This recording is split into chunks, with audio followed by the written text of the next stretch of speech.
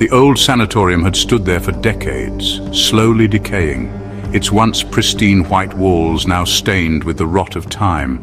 From a distance it resembled a giant, grotesque carcass, abandoned at the edge of town like an ugly memory no one wanted to claim. The locals never spoke of it directly, but you could feel the weight of their silence. The kind of silence that carries secrets. Secrets about what happened inside those walls, about the patients who went in but never came out. Some said the sanatorium had been the site of strange experiments, tests conducted in the name of science, twisted by madness and desperation. Others whispered of tortured souls, patients whose bodies and minds had been broken, trapped forever by the things that had happened within those crumbling walls. Whatever the truth, one thing was certain. It was a place cursed with a history too dark to speak aloud. We should have listened. But we were young, we were foolish, and we thought we could handle it. My girlfriend Sarah and I had heard the stories, of course, but that only made the idea of exploring the sanatorium more enticing.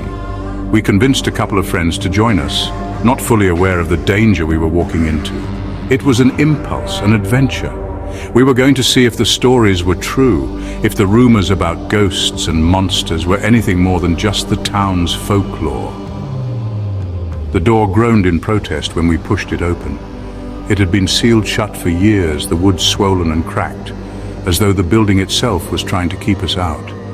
The air hit us like a slap, a thick, sour stench of mold, dust, and something metallic. My first thought was blood, though I didn't want to entertain the idea. I pulled my jacket collar up over my nose, but it did little to mask the heavy stench that hung in the air like a fog. The corridor stretched before us, dim and narrow.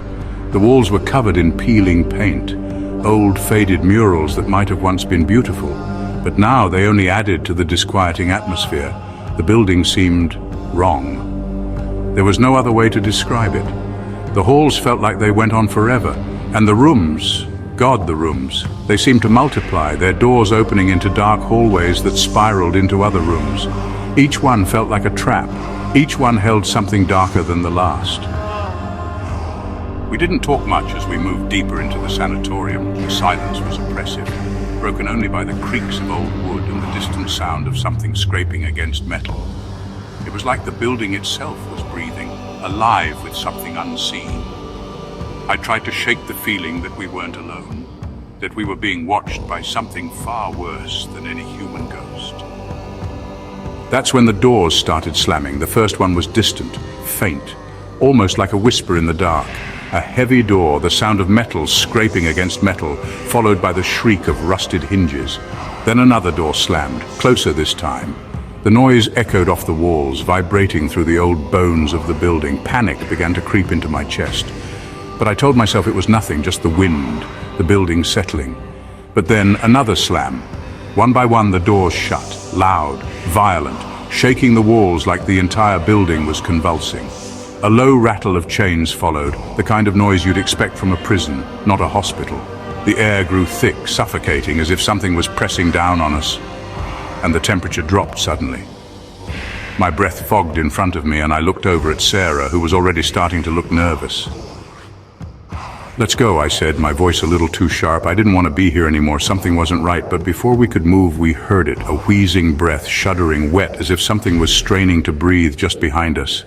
It was a sound so wrong, so unnatural, that I couldn't stop myself from turning around. But all I saw was darkness, thick and oppressive, swirling in the corners of the hallway. Then out of that darkness, something moved. Something that shouldn't have been able to move. At first it was a shape, a shadow, just a flicker in the corner of my vision.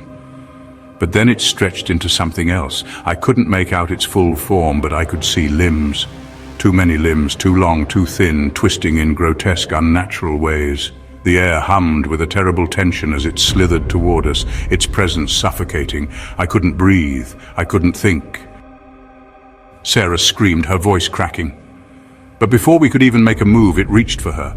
The thing shot out of the darkness, fast, impossibly fast, and grabbed her.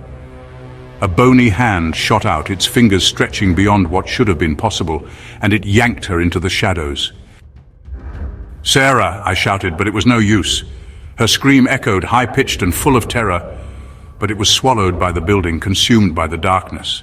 I felt the weight of the air shift around me as I stood frozen, watching her disappear into the black. I ran. I didn't look back. I couldn't. I sprinted down the hallway, tripping over rubble, feeling the walls closing in around me. The doors kept slamming, louder now, one after another, as if the building itself was alive, angry, trying to trap me. I couldn't breathe, couldn't think. My heart pounded in my ears, drowning out everything except the sound of my own panic. When I finally burst through the front door and into the moonlight, I didn't stop. I ran and ran, not caring where I was going, just knowing that the farther I got, the safer I would be. The night air was cool on my skin, but I couldn't shake the feeling that the building was still out there, waiting. And Sarah, she was never found. No one believes me when I tell them what happened. They say I was just scared, that I imagined the whole thing. But I know what I saw. I know what took her. Some places don't just stay abandoned, some places wait. And sometimes they never let go. If you enjoyed this story, please subscribe and follow us for more. Join us on TikTok, Instagram, Facebook, YouTube, and Blue Sky for more bone-chilling chronicles. If you dare!